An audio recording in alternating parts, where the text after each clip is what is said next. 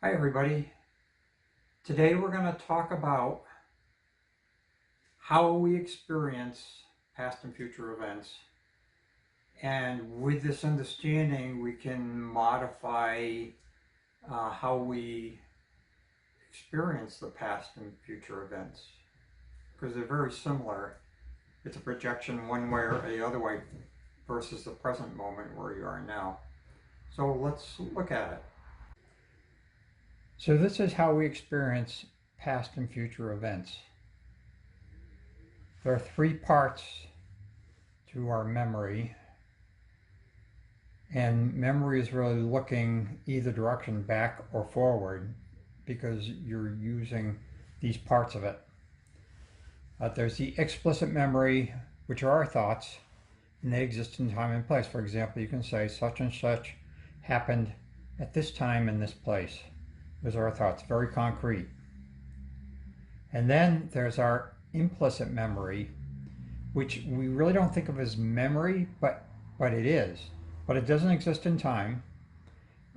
It's what I call somatic encounters. They may be images, odors, sound, touch or taste, or inner sensations that we have, or our body position and our body movement. And we can recall all those, although it feels like it's not a memory, it's just like there. And then there's the thing that ties these together are our emotions, which are our state of energy. And emotions are really our interpretation of meaning of the implicit or explicit memory. And then we get vibrations in our field or in our organs on, whether this is good or bad. And there's a million different nuances on the state of the energy and how we experience the explicit and implicit through our emotions. And the great thing about understanding this is you can modify things that are bothering you by changing any one of these three things here. You can change the explicit, you can change your thoughts. When you get to understand something, maybe you read about it, maybe you talk to people, have a discussion, and you understand what has happened in a different frame of reference. So your meaning of it shifts. And when your meaning shifts, your emotions shift because they reflect the meaning. Or you can change the implicit memory. And the implicit memory is like just there. But when you think about it, you can add like a soothing sensation to whatever the event is. So you can add to what the senses or sensations were at that time. You can, like the butterfly tap is a good example. But there's other things,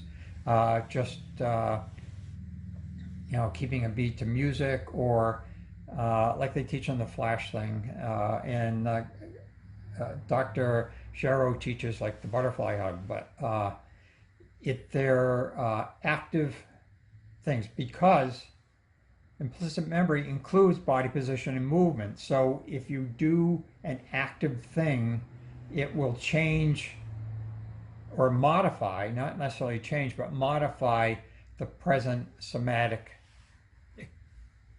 encounter that you have. And when you change that, then the state of the energy, the meaning of it changes because it's not felt in the body the same way. And so the state of the energy, the vibrations in the field or in the organs change. And when they change, then the thought also changes about it because it doesn't feel the same way. So you see it in a different way. So that's it. How we experience past and future events, and you can modify your experience by changing any one of the three parts. And one of the emotions, we really didn't get into that because that's a state of energy. It's vibrations in your body. There are ways you can actually change, like singing bowls and tuning forks and music. You can change the vibration which will help change the thoughts and the somatic encounters. So you can do it like any one of the three. And actually, music is both vibration and a somatic encounter because of the sound. So music is a really good way to modify, but you have to keep going back to what's bothering you and then do something active with the music, then go back to what's bothering you. Oh, there's so much to learn about this. But thank you for spending the time with me, and we'll see you soon. However, if you're feeling upset and bothered about something and you can't settle yourself down, then ask a trusted adult to help you. And they can, maybe you can watch this together, or maybe they have other ideas on what to do. And so we'll see you soon.